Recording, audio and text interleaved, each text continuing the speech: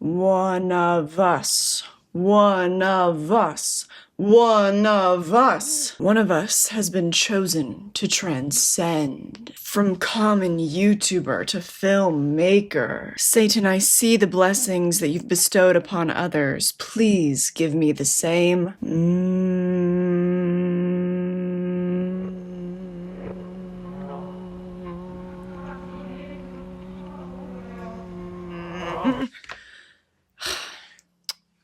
God damn it. It is not my time. So awkward that you guys had to see that. But, hi, how are you? You'd think that Satan would bestow such a gift onto his favorite daughter, but whatever, Dad. I'll just keep working for it the hard way, I guess. If you're new here, yes, I am the Antichrist. I talk about all things horror on this channel, and I'm a well-oiled machine. I put out 3 videos a week between this channel, my second channel, and my Patreon, so you are well taken care of, baby. Click subscribe, like button, notification bell, that way my videos will always stay in your feed. The way reviews go is I talk about my expectations of a movie going in, we talk about my spoiler-free thoughts, and then we get into a little spoiler section. Shelby Oaks is obviously a loaded topic. If you're unaware, it was directed by Chris Stuckman, who was a reviewer on this platform for, I think, well over 15 years. Naturally, if you've had an online presence for that long, people will have a lot of thoughts about you stepping into the next phase of your career. This is such a loaded topic, in fact, that I am shooting this on Wednesday, October 22nd, because there's just so much baggage that I feel like I'm taking into this movie, and I kind of want to get it off my chest and start with a clean slate when I walk into the theater. I see a lot of opinions about Chris Stuckman in my comments. I see a lot of comments that want my opinion about Chris Stuckman. There's a very common sentiment about his evolution, and I'm curious about your thoughts on it, whether you're a fan or whether you didn't even know who he was until this movie came out. But in my Trick or Treat deep dive that I posted a couple weeks ago, I mentioned not being able to find an old review of his for that movie. When I do my deep dives, I like to collect information around the pop culture and not just the movie itself. However, in my research, I couldn't find any reviews from the time period that I was looking at, and this led to an interesting exchange in my comment section that I feel like is a microcosm of the conversation as a whole. Someone said, "Oh, that's a shame. I remember him talking about the movie in a video years and years back. I wonder if they took the video down," but they were referring to the video that came out in 2018. I was looking for videos that came out from between 2007 to 2013, the time period that Trick or Treat kind of entered mainstream consciousness. But there were multiple replies to this comment saying things like, this isn't a direct quote, but it was something along the lines of someone saying, "I bet he took it down. He has no backbone with criticism anymore." And that is typically the only opinion that I see of Chris Stuckman when his name comes up in my comments. Like if I give a movie a negative review and he has not posted a review of the movie, or he otherwise gave the movie a positive review. And these opinions are somewhat substantiated. There are videos on this platform that are either dedicated to or are clickbaited with the fact that he refuses to get into negative criticism with films now. And minus the Chris Stuckman of it all, okay, I don't really know anything about him. I have never really been an avid follower. I include his old reviews in some of my deep dives, and that's really the extent of my interaction. It's this little handful of filmmakers who all parrot the same sentiment that, you know, I know how hard it is to make a movie, so I am not going to give negative criticism and make a director's hard day worse. And I'm not going to sugarcoat it. I think that's bullshit. If you unpack that statement, it's like, why don't you just say that you don't want to make someone's day worse? Why can't it just be that? Why is it always, well, I know how hard it is to make movies, so to me it's more reflective of somebody's desire not to receive that kind of negative criticism than it is about the effect on anyone else's day. I've released short films on this channel. I get good constructive feedback. It actually would mean the world to me if Mike Flanagan watched one of my short films and was like, this actually is a piece of shit and here's why. On my last short film, was I only getting 4 hours of sleep a night, and was I having to completely refinance my life? Yeah. Did I break like a $3 prop and have a breakdown in the middle of the street in front of my house in broad daylight on the last day of shooting? Yes. Very much yes. None of that negates me from criticism, because guess what? Not your problem. I chose this life. Those were my choices. Those are consequences of my own actions, because to me it's worth it, and why I do this is because of the act of creation. So even if I make something shitty, whatever, I got to make it, period. I've been super lucky to get mostly positive reinforcement on it, but you can also attribute that to me being able to take the criticism of the other professionals that I'm working with. Let's say that you have a piece of poop, okay, and you spend years of your life trying to sculpt it it into something beautiful, and you lose sleep, you develop insomnia, you get arthritis in your fingers, and after all those years, it's still a piece of poop. Working hard on something has no bearing on whether or not that thing is deserving of criticism. That is a false equivalency fallacy. Whether or not that's a sentiment that he still shares, it kind of seems like it just based on the narrative surrounding him on the internet. I don't appreciate anybody taking that route because it signifies to me, like I said, that that person is more unwilling to take on that kind of criticism. Perhaps a scathing hot take, I don't know, but I don't even always feel like criticism needs to be constructive. Someone can say,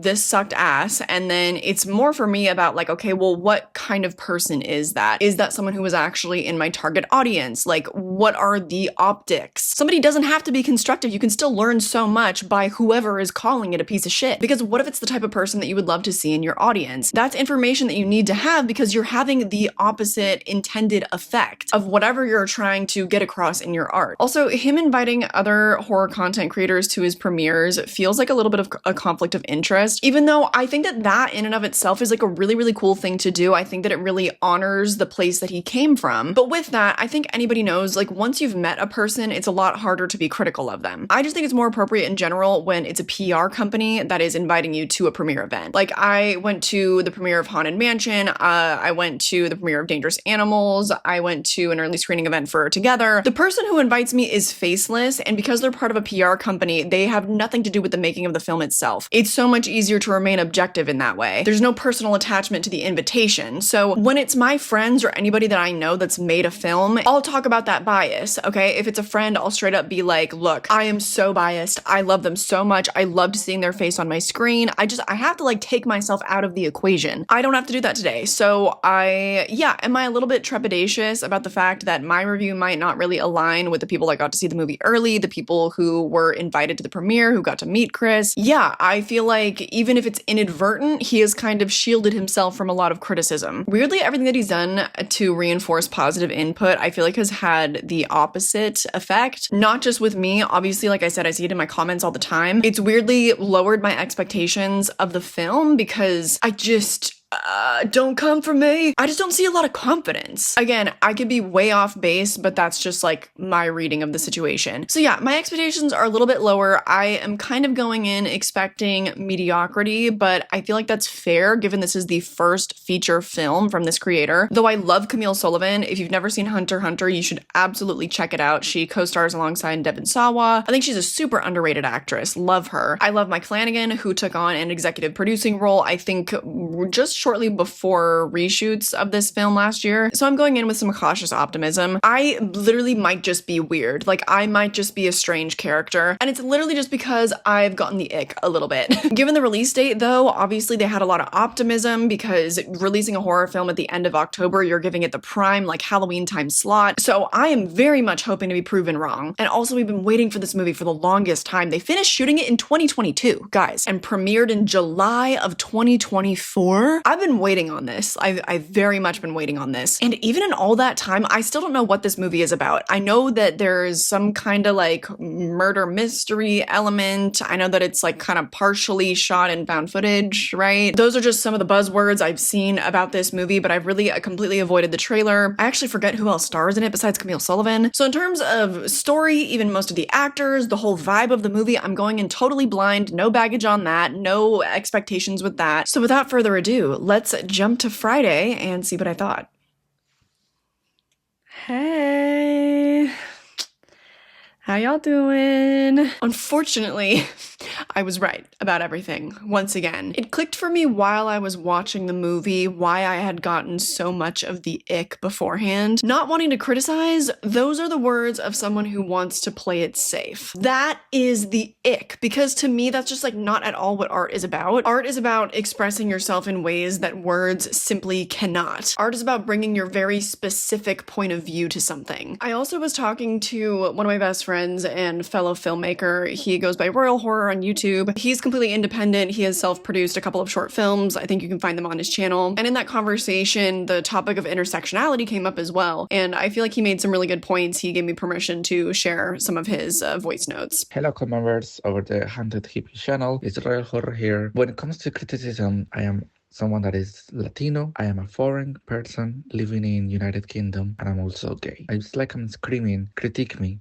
all over my forehead, if that makes sense. But I'm open for it because guess what? That's what builds me as a character, you know? I've already done a couple of short films and I've learned so much from them. For example, in my previous Good Evening short film, I got a few critiques saying that they didn't believe the connection between the two main characters, that the audio was a bit crappy, the dialogue was a bit crappy too. So I feel like that helped me to analyze the future when I write the next short film. He also brought up a really good comparison about M. Night Shyamalan and how he is just endlessly criticized, but how he tends to really take that in stride. I know that I've spent so much of this review talking about this, but it's just a really, really interesting topic to me. There are just so many angles to this issue. I was very interested by what Tiago had to say. I was very interested by my own personal revelation that I was so icked out because it really boiled down to, you know, wanting to play it safe. Also, it promotes anti-intellectualism, and that is scary.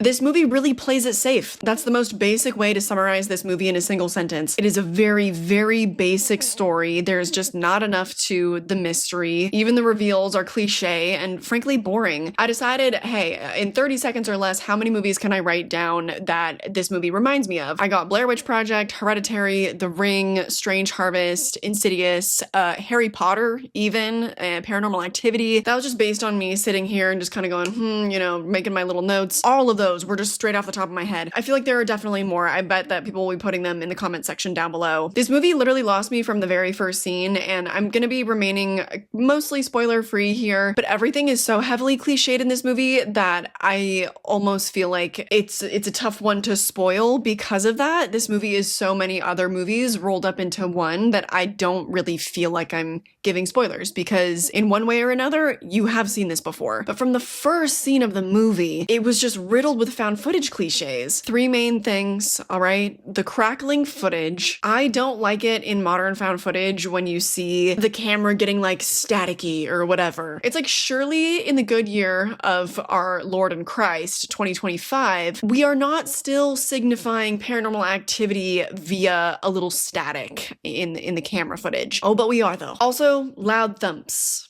Things going bump in the night. We get that from the first scene too. And the third thing, really unfortunately, bad acting. Now, I've acted in a movie where the total budget was about $90,000. We had 6 days to shoot it. All of us had to be one-take wonders. The performance of Bix Krieger in that film and Morgan Killer Doll, genuinely, she belongs in like $100 million films. I can completely empathize that it is so hard to give a good performance when you have like no time, no budget, because I've been there, okay? But it is possible to achieve. I know that because I've seen my co-stars do it. I think this poor girl was severely miscast because honestly, putting her performance up next to Camille Sullivan is a crime. Camille Sullivan is so talented. She elevated this movie to an astronomical degree. If it wasn't her or somebody as talented as her, this movie would be just like every other dime a dozen Tubi original. Keith David is the other actor in this movie that elevates it like crazy, but he only gets one scene. I was thankful when the movie transitioned to following Camille Sullivan. However, that transition was extremely jarring. The first like 15 to 20 minutes or so, probably about 15 minutes, is found footage. It's basically like a huge exposition dump, the setup of the movie. And I was like, oh, okay, I didn't really know that this was what I was getting myself in for. But it's a mixture of that found footage and then traditional cinema. That transition was really strange. It kind of made everything come to a grinding halt. And then sometimes it would switch back and forth during the movie, and I think completely to the movie's detriment. Because number one, pacing issue, your brain has to like fully reset whenever that happens, and it made the movie feel way longer than it is. I also feel like that was partially to blame for how this movie exposed that it was very much a first-time directorial effort. Cut out the documentary moments that tell and don't show, okay? Just show. Let there be some mystery to the situation. Another example of this is not letting a moment just be and just letting the tension come through. There's a scene where there's some tension between this married couple, and rather than just kind of sitting there flirting with it, they throw in a shot of him like, you know, reaching over and trying to hold her hand, and she's like, no. In my opinion, I feel like that all just boils down to making decisions without confidence. I'm not confident my audience is going to read the tension between them. Better throw in a little awkward gesture. I'm not sure if my audience is going to be able to tell how my character is feeling right now. Let's throw in a cut to a found footage interview. Everything in this movie is telegraphed so intensely. That's why I mentioned earlier that there is just really no mystery to this film, because everything about the buildup is some kind of cliche. All the found footage cliches killed me. I feel like found footage is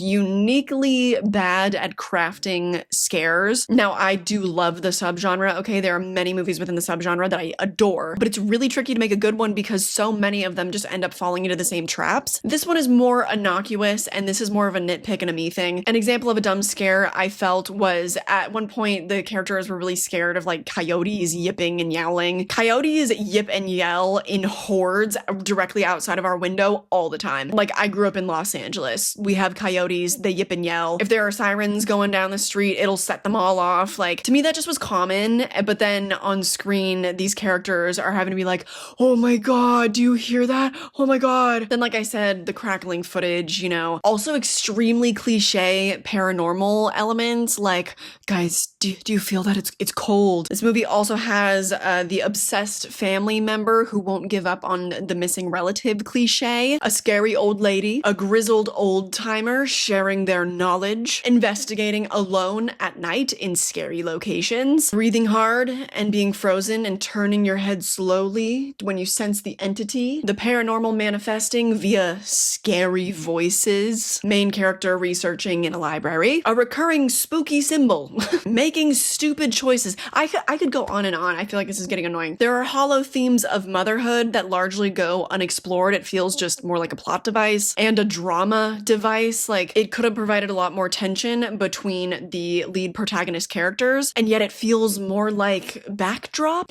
Oh, and one of the worst ones. Once again, in the year of 2025, we are having a little kid drawing scary pictures to telegraph the horror. Who is this made for? I can't figure out if he thinks that we're dumb, especially given the decisions that this lead makes. Horror characters can have agency without being stupid. Not in this movie. That, and it's so repetitive too. Character decides to investigate something dangerous alone at night. While she's there, entity shows up. It's just so clunky with that kind of repetition plus the thrown in found footage. It feels like something that was shot over the course of like 5 years, and every time they went back to shooting, they had forgotten what they shot the last time. I really don't recommend this movie. Like, I'm sorry to say, but I would have preferred if it was something terrible, if it was something that was like super bad, because then there's at least like the potential for some entertainment value. This is a movie with no new perspective to offer. This movie has nothing to say. It is a boring amalgamation of other better movies. I just don't really know what we do here. I feel like he's shot himself in both feet because he has alienated his audience in terms of his reviews. You know, how can you really trust what he is saying when he's like not even wanting to express any negative thoughts? And his first movie had nothing new to offer us. Like, I don't really know where he's gonna go from here. Please, if you can, if it's showing in a theater near you, I would highly recommend going to see Queens of the Dead instead. Highly original, directed by the daughter of George A. Romero. It is extremely queer, so funny, so fresh, contains so many homages to the original of the Dead series without even being obvious. Like, they're so subtle. Some of them are actually just like downright subversions. So it feels so fresh. It's such a lovely time, a complete contrast to Shelby Oaks. I don't know about you, but that's more what I'm looking for. I'm looking to follow directors that actually have something to say, who aren't timid in their artistic choices, because in that case, even if the movie is bad, at least you were saying something. I don't know. We're briefly going to talk about spoilers just because I want to clarify some of my spoiler-free thoughts. Like I said, I was immediately turned off by the opening, even though I know that a lot of people liked it. That was the common sentiment that I was seeing on Letterboxd. Like, oh, I was really into like the first 30 minutes of this movie, and then it took a really weird turn, or it took a turn that was super repetitive, kind of, you know, sharing similar thoughts to me. I thought that was well done, like I said, except for the acting. That kind of was an immediate turnoff to me. And it was feeling very basic, I think also because Strange Harvest came out like a couple months ago now. I think that one is available to watch on Shudder. If you watch it, there are so many similarities to that. And obviously, of course, that wasn't a movie that he was inspired by, because it you know, they probably wrapped wrapped on that long after they had wrapped on Shelby Oaks, but the similarities are just glaring. So that's more of a case of like unfortunate timing, but all the cult symbols, the found footage elements are quite similar. The mockumentary type style is apparent in both. So that's not Chris's fault. It's unfortunate, but that just right off the bat kind of felt like old news to me. And then the switch over to it being a regular movie, odd, jarring, and then boring. If Camille Sullivan is not watching a tape or doing research in her house, she is out exploring somewhere where she shouldn't be. Like, she really can't wait till morning when it's not dark and foggy to do her investigating. She had to go alone as well. They establish, yeah, her husband kind of thinks that she's crazy, but come on, have a brain cell or two. I just don't think that it's acceptable to make your leading character this stupid. She's dumb and also very lucky. There's no friction for her finding out the information that she does. It's just kind of boom, boom, boom. She's literally never wrong about anything. Like, that doesn't make for a good mystery. It's interesting when a character is exploring something and it seems like a good lead and then there's some unexpected roadblock, having to backtrack, going back to the old information. And then that way, not only is the character experiencing this, but you feel like you are rediscovering a detail that was cleverly already inserted. Everything in this movie is just like A, B, C, D, E, F, G. If they insisted on keeping this character so dumb, they would have really needed to sell me a lot more on her desperation earlier in the film, which they simply just don't do. They bank on the fact that it is a highly emotional situation as it is, and they don't make it very personal to the character. It was okay at first. I think, once I got over the jarring transition, I was on board with, now following Camille Sullivan. The first scare where she sees like the eyes of the demon in the TV, I actually thought was really effective. It like made my stomach drop, but then it gets so repetitive and overkill. Never at any point am I going, I wonder what really happened. I wonder what's really going on under the surface. It is such a cut and dry demon movie. It would have benefited from being a little bit more obscure. And it gets like really, really overkill. I knew that this movie couldn't be saved when she was in the prison cell and we hear like the scary demon voice. Like, come on. What's her name? I forget the lead character's name. Was it like Jennifer? I think the most repetitive element of the demon was the dog, which initially I thought, wow, that's so clever. I feel like I haven't really seen that before. The closest thing that I can compare it to actually would probably be Harry Potter and the Prisoner of Azkaban. The symbolism of Sirius Black as the dog, as the Grim, I think was a much better use of symbolism in that film. But I hadn't really felt like I'd seen, a demon dog in horror. So initially I thought, wow, this is a really cool element. But then the damn dog kept showing up. Actually, I have another huge comparison to Harry Potter, weirdly. One of the worst points of this movie is when she stumbles upon this house in the abandoned town of Shelby Oaks. Her investigation has led her there, and there is this old woman who is hacking up a lung, invites her into her home. I hate the scary old lady trope at this point, like, oh my god, because I can feel it radiating off of the screen. The movie's intention is trying to immediately throw us off kilter because, oh my god, there's an old lady. Excuse me, it was also dark. So there's that. Stop trying to scare me with old people.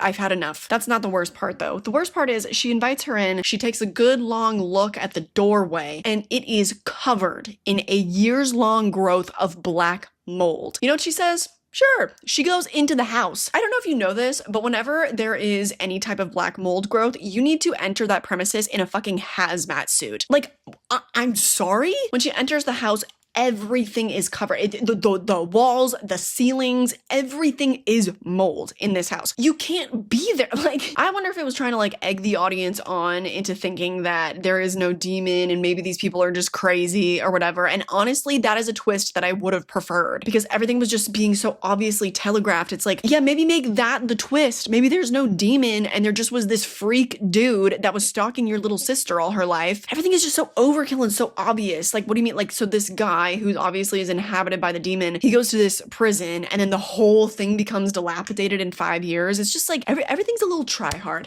okay? And yet not trying enough hard because everything's so basic. Ooh, okay, sorry, back to it. That house was so giving Harry Potter and the Deathly Hallows is it part 1, I think? Yes, I think so. They go into the house of Bathilda Bagshot or whatever, and she turns into a snake. So very reminiscent of that. And then there's the cult reveal, which felt felt, you know, very Hereditary, very, very Hereditary. That was the only other really shocking moment of the movie, because the reveal that she had been pregnant and had a bunch of miscarriages, and it's all documented in this book, that actually felt like an interesting turn story-wise. And then the movie just continues to fall apart after that. It's so weird. The fact that they get out of the house so easily, it's like, okay, you're telegraphing way too hard. Obviously, this has been the plan all along. Like, why? I'm assuming the entire audience saw it before our main character did, right? That's why I think it would have been so much scarier if the reveal was that there were no demons all along, and it really just was crazy human behavior. And it was just so overkill by the end that, like, when she